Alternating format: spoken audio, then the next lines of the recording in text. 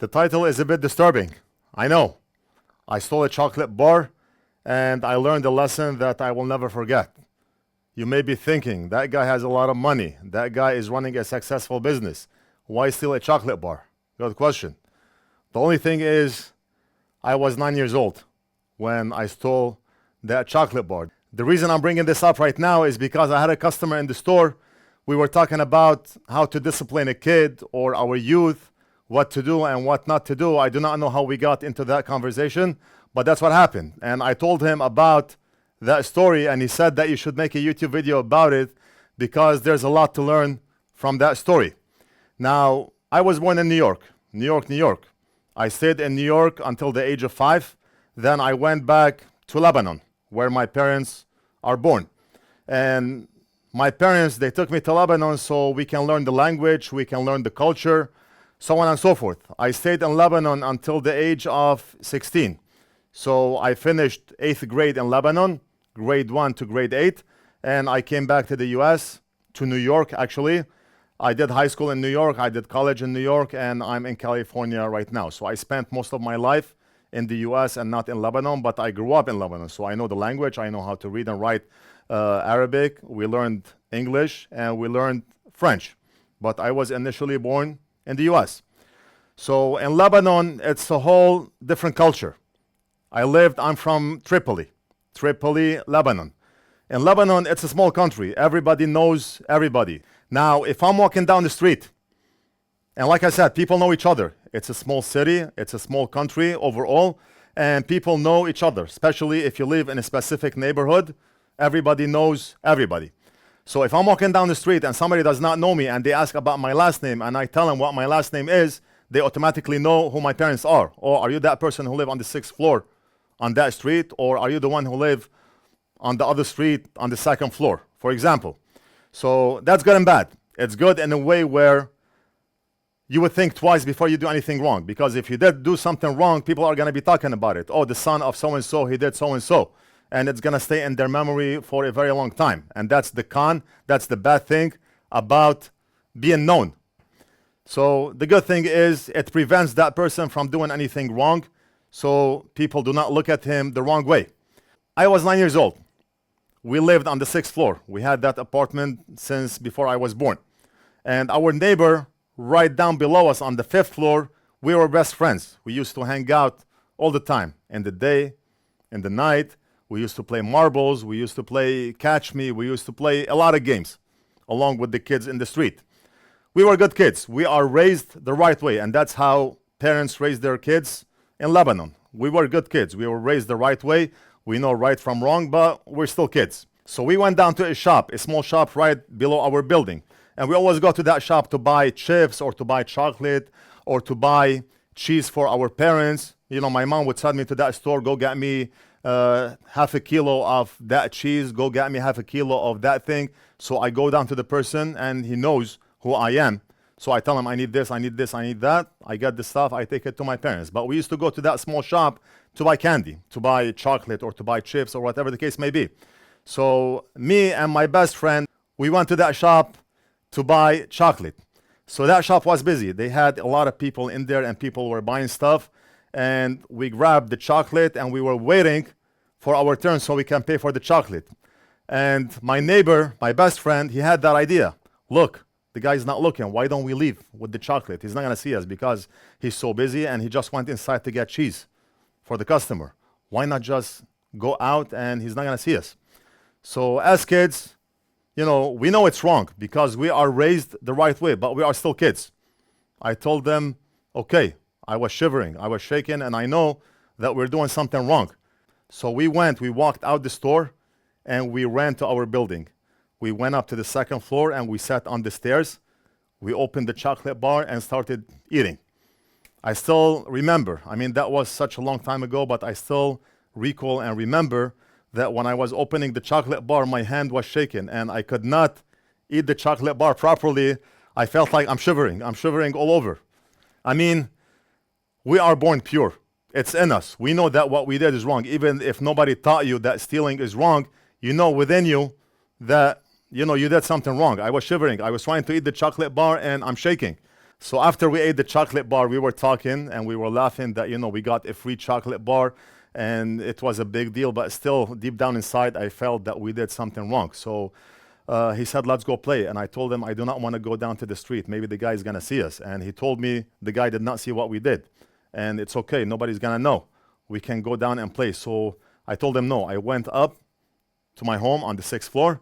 And my mom noticed that there's something wrong. She said, did you have a fight? Anything wrong? I said, no, but I'm tired. I was running and I want to relax. I want to take a break. I did not go down to the street for 2 days. And my mom was wondering because I always like to go down and play with the kids. So she was wondering, what's wrong? Why aren't you going down to play? I told her I do not feel well. And after 2 days, my neighbor came up to my home. He said, let's go play. And I said, okay. I went down with him so we can play ball or, whatever the case may be. And the store owner, he said this. He did this with his hand. Come here. So my heart was pounding. I knew something was wrong, even though he did not see us. But he called me to come and talk to him. And he called me only and not the other guy. He just said, come here. So from far away, he said, come over. And my neighbor, he said, do you think he knew? I told him, I don't know. So he tried to walk with me, and the store owner said, just you, come over. He wanted to talk to us individually. A very wise person. So he's standing in front of his store, and he called on me alone to come and talk to him. So I came to him, and my heart was pounding. I knew something was wrong, and I knew that I'm going to be in trouble, and I did not know what's going to be next. I thought, I wish I did not have to face that moment where I'm talking to him. I was not looking straight at him, but I was looking down. And he said, look at me. And I looked at him for a split second, and then my eyes went back down. He said, look at me again. Keep looking at me. I looked at him, but my voice is shivering. He said, how are you? I said, good. And he said, do you think what you did last time was right? Oh my God, he knows. He knows. I told him no, and I'm so sorry. It's never going to happen again. And he said, what would people say about you if they knew that you are a thief? Would people let their kids hang with you if they knew that you are a thief? How would teachers treat you in school? How would kids treat you in school? Kids are going to bully you and they're going to call you a thief. Your life is going to be over. Would you like that? Do you want that? And I told him, no. That person, instead of making a scene in the store when we stole the chocolate, it could have been the other way. It could have been that person could have yelled at us in the store and made a scene, and everybody would have known that we stole that chocolate bar. My reputation would have been at stake. My parents' reputation would have been at stake.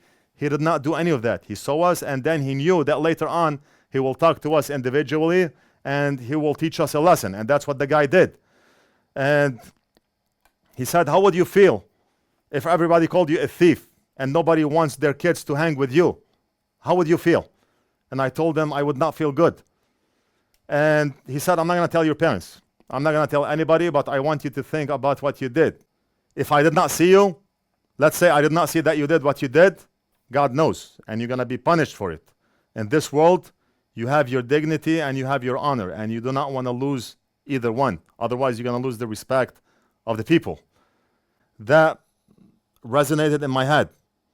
And since that day, I was thinking different. Since that very same day, that person was so wise that words spoke louder than actions. It could have been the other way. It could have been a lot worse. Now, my parents did not know until later on in my life. When I grew up, I told my mother what happened, and she told me, did that really happen? I said, yes. And it was later on. I did not have the guts to go and tell my mom what I did, because back then we would get spanked hard. Not like these days. I mean, we would get spanked really hard. That was the story. And the reason I'm sharing the story is we can all learn from that story. We can all learn how to treat our youth or our kids. Right now you see the parent telling the kid no. Maybe the kid is 3 years old, 2 years old. The kid is doing something and the parent is like, no. Instead of saying no, and no, why don't you tell the kid why it's a no? So the kid understands why you're telling him a no. All you do is say no. You know what's going to happen? After a while, the person is going to adapt to the word no, and it's not going to mean anything to him anymore. He's going to keep doing it anyway. Or if you're not looking, he's going to go and do it. You need to explain to him why it's a no. Why if you do such a thing, it's bad for you. Why if you do such a thing, it's good for you. I mean, raising kids or raising our youth, for those of you who do not have kids, I'm not just talking about your kid, but the youth in general. How we treat our youth or our kids is going to be the deciding factor on how that person is going to grow up to be. Whatever small thing you do to that person when he is at a young age, if it's something good, he's going to grow up to remember that good thing that you did to him. Just like when I got my first bicycle. My father, most of his life, he spent in New York. They had a taxi cab company, him and his partner, for the longest time. Now they sold the medallions and, a long time ago, and they do not have that business anymore. His partner passed away. So my mother was the one who was raising us. My dad would come and visit us every couple of months. He would bring the money. We went to a private school, and we had the life that we lived because of the hard work that my dad did. So I told my mother, I want a bicycle. I want a bicycle. Look at our neighbor down at the 5th floor. They have the best bicycle in the market. The bicycle that had the shocks, and it was like a big deal. The bicycle with the shocks. I want one like it. I want one like it. And my mother could not afford to get me a bicycle like that. So our neighbor on the 6th floor, because every floor has 2 apartments. So our neighbor at the 6th floor, my mother told him, if you can find a bicycle for my son, like a decently priced bicycle, he wants one. And I still remember up to this date, I was so young, but when good things happen to a kid when he is young, it's gonna stay in his head. I still remember. We did not have electricity because in Lebanon, we do not have 24-hour electricity. Maybe we get electricity 4 hours a day, 5 hours a day. Anyway, we did not have electricity at that time, and the elevator was not working. So our neighbor, he bought me the bicycle, and he had it on his shoulder, and he's up on the 4th floor, and he's yelling my name. He's yelling my name to come down and see the bicycle. And I heard him. He's yelling my name. I opened the door, and he's like, come down, I got something for you. He said, I got you a bicycle. Your mom told me to get you a bicycle, and I got you one of the best bicycles out there. It was a dark green bicycle, and it was one of the ones that had a long seat and a back. He got me a bicycle with a long seat and a back so I can put my brother behind me. I did not want that bicycle, but it was still a bicycle. It was still a big deal. So I still remember this to this very same day, how that person got me the bicycle and how he yelled. He called my name to go and meet him on the 4th floor. He was excited to show me the bicycle. That good thing that he did to me, it's still stuck in my head. If that person maybe treated me bad, I would not remember him today.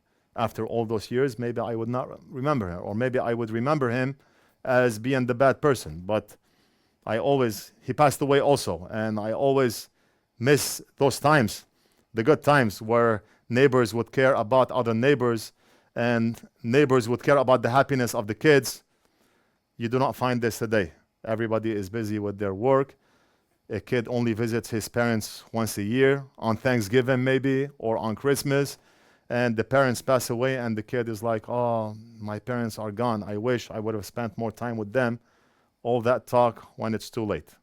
Why are we like this today? Why are we like this? We're going to end the video right here. Let me know what you think. Leave it down in the comments. Don't forget to like and subscribe, and we'll do something else in the next video.